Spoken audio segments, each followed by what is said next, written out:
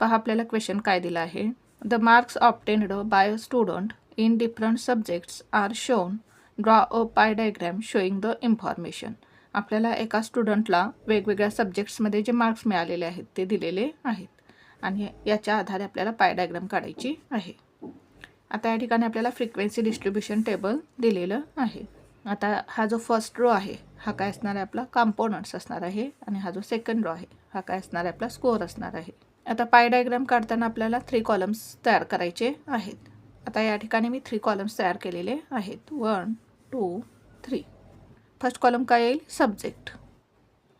Second column काय येईल, marks. आणि थर्ड कॉलम काय येईल, measure of the central angle. आता प्रथम आपण कॉम्पोनंट्स लिहून घेऊ. English,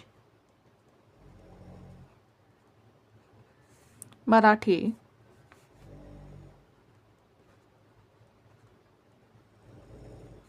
science, mathematics, social science, Hindi. आता आपण मार्क्स लिहून घेऊ, म्हणजेच हा स्कोअर लिहून घेऊ. 50, 70, 80, 90, 60 अँड 50. आणि लास्ट रोमध्ये काय येईल, टोटल. आता हा जो आपण स्कोअर लिहून घेतलेला आहे याची आपण टोटल करू. 0, 5 + 7 12, 12 + 8 20, 20 + 9 29, 29 + 6 35, 35 + 5 40. म्हणजेच आपल्याला टोटल स्कोअर काय मिळाला, 400. आता आपण सेंट्रल अँगल काढून घेऊ. या प्रत्येक कंपोनंटसाठी काय करायचं आहे, आपल्याला सेंट्रल अँगल काढून घ्यायचा आहे.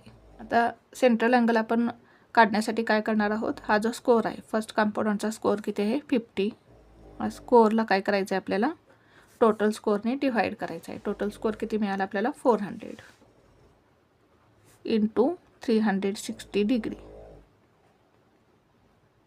फॉर्म्युला काय आहे आपला सेंट्रल अँगलचा, number of scores in the components upon total number of scores into 360 degree. आपण काय केलं, या कॉम्पोनंटचा स्कोअर घेतला, टोटल स्कोअर 400 आहे इंटू 360 डिग्री. भाग घालू आपण. 0 0 कॅन्सल, ही 0 कॅन्सल होईल.